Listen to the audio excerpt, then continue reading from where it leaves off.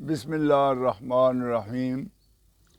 یہ کتاب ہے شیراز پاکستان گجرانوالہ، تاریخ اور انٹرویوز کی روشنی میں۔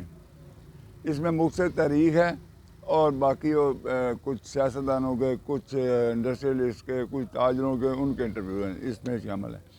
یہ بڑی اچھی کتاب ہے اور اس میں بڑے بڑے اچھے واقعات جو ہے نا وہ لکھے ہوئے ہیں۔ میں خود اس کا مصنف ہوں۔ تو یہ اس کتاب میں شیراز پاکستان جو میں نے نام رکھا ہے نا، وہ ایک اخبار نویس تھے، دیوان سنگھ مفتون۔ ان کا تعلق تھا گجرانوالہ سے، بلکہ حافظ آباد سے۔ حافظ آباد کا ضلع اس وقت گجرانوالہ تھا۔ تو وہ انہوں نے اپنی ایک کتاب لکھی ہے ناقابل فراموش۔ اس میں انہوں نے ایک ٹاپک دیا ہوا ہے، اچھے لوگ اپنے ہم وطنوں کے باعث عزت۔ اچھے لوگ اپنے ہم وطنوں کے لیے باعث عزت۔ وہ لکھتے ہیں کہ ایڈیٹر ریاست گجرانوالہ ضلع کا رہنے والا ہے۔ اس ضلع نے سینکڑوں کی تعداد میں اخبار نویس، مصنف اور علم دوست حضرات پیدا کیے۔ چنانچہ اس ضلع کے رہنے والے ایڈیٹروں اور مصنفین میں مولوی محبوب عالم، ایڈیٹر پیسہ اخبار، مولانا ظفر علی خان، ایڈیٹر ذمہ دار، لالا دینا ناتھ، ایڈیٹر دیش و ہندوستان، لالا پنڈی داس، حضرت وارث شاہ مصنف ہیر رانجھا، راجہ مہدی علی خان، مسٹر حامد علی، مہاتما نند گوپال اور مولوی نصر اللہ خان عزیز، ایڈیٹر کوثر وغیرہ درجنوں شخصیتیں ہیں جنہوں نے علم و ادب کی بہت خدمات انجام دی۔ ایڈیٹر ریاست جن دنوں لکھنؤ کے اخبار ہمدم میں کام کرتا تھا، دوسرے تیسرے روز سے پہر کے بعد منشی نوبت رائے صاحب نظر، سابق ایڈیٹر ادیب الہ آباد کی خدمت میں بھی حاضر ہوا کرتا۔ نظر صاحب اس زمانہ میں اردو کے ایک بہترین شاعر اور ادیب تسلیم کیے جاتے تھے۔ اس زمانہ میں آپ روزانہ اودھ اخبار کے ایڈیٹر تھے اور پنجاب کے اخبار نویسوں اور مصنفین کے حالات سے خوب واقف تھے۔ ایک روز باتوں باتوں میں آپ نے مجھ سے پوچھا کہ وطن کہاں ہے؟ میں نے جواب دیا پنجاب۔ پھر کہا کون سا ضلع؟ میں نے جواب دیا گجرانوالہ۔ گجرانوالہ کا نام سنتے ہی آپ نے فرمایا، یہ کیوں نہیں کہتے کہ شیراز ہند کے رہنے والے ہو؟ کیونکہ ایران میں شیراز نے سینکڑوں کی تعداد میں علم دوست اور مصنف پیدا کیے، اور ہندوستان میں گجرانوالہ نے گجرانوالہ کے لیے شیراز ہند کا خطاب سن کر میرے دل نے جتنی مسرت محسوس کی میں بیان نہیں کر سکتا۔ اس سے اندازہ کیا جا سکتا ہے کہ اچھے لوگوں کا کام ان ہم وطنوں اور ان کی اولاد کے لیے بھی باعث عزت ہے۔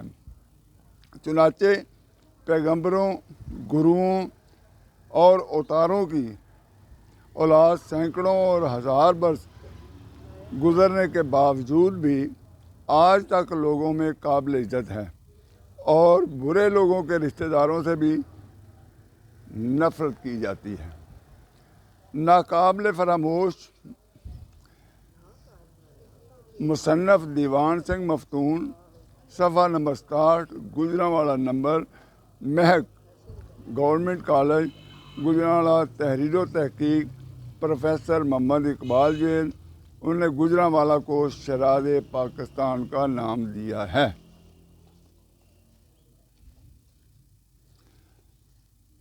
اس کتاب میں نے قرآن پاک کی ایک چند آیات کا तर्जमा लिखा है और ये सूरत है अल कलम, आयात नंबरान 16 ता 33। इसमें ये बताया गया है कि वो लोग जो साहिब सरवत हैं, वो लोग जिनको अल्लाह ताला ने दौलत से नवाजा है, अगर वो गरीब गुरबा मसाकीन को उसमें से उनका हिस्सा अदा नहीं करते तो उनका क्या हशर होता है। तो इस बारे में अल्लाह ताला फरमाते हैं कि हमने इन अहले मक्का को इस तरह आजमाइश में डाला जिस तरह एक बाग के मालिकों को आजमाइश में डाला था, जब उन्होंने कसम खाई कि सुबह सवेरे ज़रूर अपने बाग के फल तोड़ेंगे और वो कोई इस्तिस्ना नहीं कर रहे थे। रात को वो सोए पड़े थे कि तुम्हारे रब की तरफ से एक बला इस बाग पर फिर गई और इसका ऐसा हाल हो गया जैसे कटी हुई फसल हो। सुबह इन लोगों ने एक दूसरे को पुकारा कि अगर फल तोड़ने हैं तो सवेरे सवेरे अपनी खेती की तरफ चल निकलो। चुनाचे वो चल पड़े और आपस में चुपके से कहते जाते कि आज कोई मस्कीन तुम्हारे पास बाग में ना आने पाए। वो कुछ ना देने का फैसला किए हुए सुबह सवेरे जल्दी जल्दी इस तरह वहाँ गए जैसे कि वो फल तोड़ने पर कादर हैं, मगर जब बाग को देखा तो कहने लगे हम रास्ता भूल गए हैं, नहीं हम महरूम रह गए। इनमें से जो सबसे बेहतर आदमी था उसने कहा कि मैंने तुमसे कहा ना था तुम तस्बीह क्यों नहीं करते। वो पुकार उठे, पाक है हमारा रब, वाकई हम गुनाहगार थे। फिर इनमें से एक दूसरे को मलामत करने लगा। आखिर में उन्होंने कहा अफसोस हमारे हाल पर, बेशक हम सरकश हो गए थे। बैद नहीं कि हमारा रब हमें बदले में इससे बेहतर बाग अता फरमा दे। हम अपने रब की तरफ रजू करते हैं। ऐसा होता है कि अज़ाब और आखिरत का अज़ाब इससे बड़ा है, काश ये लोग इसको जानते। तो ये आज के लिए मुख्तसर सी कुरान पाक की उन आयात का तर्जुमा मैंने बयान किया है। तो इसका और हिस्सा भी है, कुरान पाक की कुछ आयात हैं उनके बारे में मैं फिर अर्ज़ करूँगा। आज के लिए इतना ही इजाज़त चाहता हूँ और इसको सब्सक्राइब करना और शेयर करना, लाइक करना ना भूलिए। मेहरबानी।